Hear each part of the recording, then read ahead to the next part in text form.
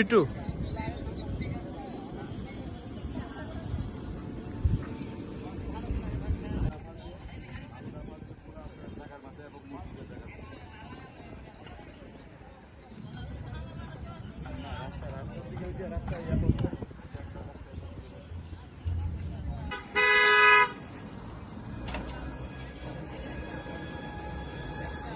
দীর্ঘ ৩০ বছর আগে অনেক কষ্টের বিনিময়ে আমি অল্প একটু জমি কিনছি শান্তিতে থাকার জন্য, এবং সৈয়দ সিরাজ আমাকে বলে যে তুই এই জমি যদি এনে বুক দখল করস তোরে আমি করতে দিব না, আমাকে চাঁদা দিতে হবে, আমাকে টাকা দিতে হবে। জমি 10 টাকারটা 3 টাকা হইলে তুই বেশি আনতে বাড়িয়ে যাবি, আনলে তোর এনে দখল দিতাম না। এবং আরও হুমকি দেয় আমার প্রাণ নাশের।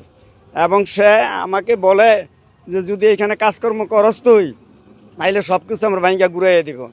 কিন্তু তারই প্রতিফল গত রাত্রে 2টা-2:30টার সময় অনেকগুলো লোক নিয়ে একত্রে দলবল আইনা আমার বাউন্ডারি ভাঙ্গার পরে এক গাড়ি বালু ফেলাই দিয়ে আমার সমস্ত কিছু জিনিসপত্র লুটপাট করে নিয়ে যায় এবং পাশে মসজিদের জায়গা সে দখল করছে।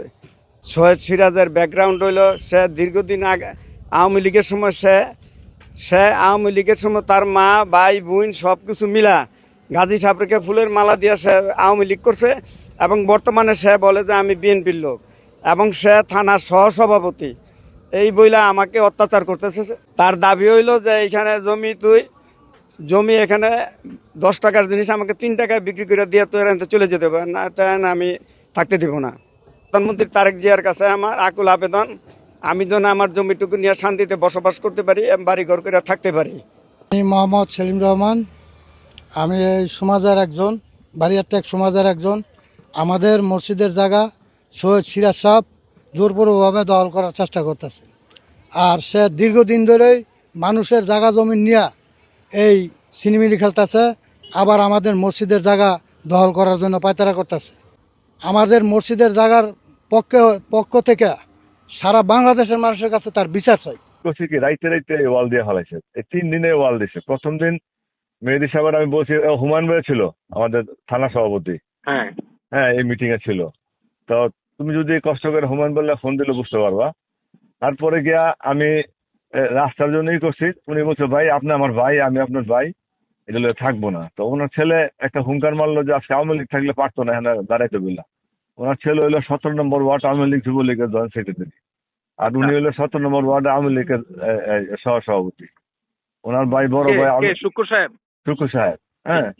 আর ওনার ভাই ওমর কমিশনার আওয়ামী লীগের ছিল, কমিশনার ছিল, হ্যাঁ কুড়িলে।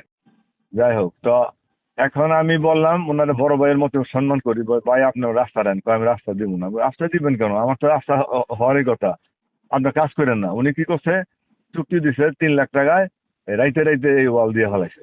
তো প্রথম দিন আইসা এসআই সায়েম রূপগঞ্জ থানা, উনি আইসা নিষেধ করে গেছে যে আপনারা এই সিরাজবাড়ির রাস্তাটা বন্ধ করেন না। এটা মেহেদী স্যার আমার পাঠাইছে, ওসি সাহেবের কাছে আমি একটা দরখাস্ত দিছি, দরখাস্তটা সাথে করে নিয়ে আইছে। না পরে নিয়ে আসার পরে ওনারা কইছে না করবো না, কিন্তু তারপরে রাত্রে কাজ করছে।